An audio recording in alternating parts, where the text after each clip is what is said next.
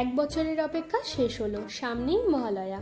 মহালয়া উপলক্ষে আজ আমি আপনাদের জন্য একটা মিষ্টির রেসিপি নিয়ে চলে এসেছি। বাই দ্য ওয়ে, আমি আপনাদের Trisha and welcome to my channel Trisha sister ট্রিটে।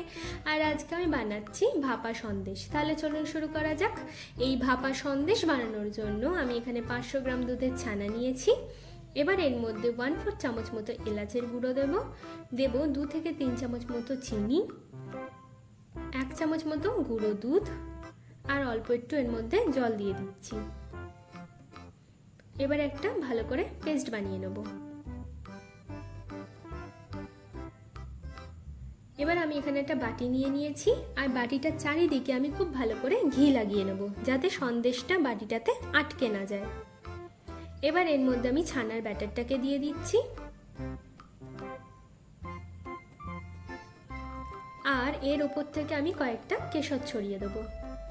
চলুন এবার এগুলোকে স্টিম করে নেওয়া যাক। তার জন্য আমি এখানে একটা স্টিমার নিয়েছি, আর এর মধ্যে আমি পরিমাণ মতো জল দিয়ে দেবো।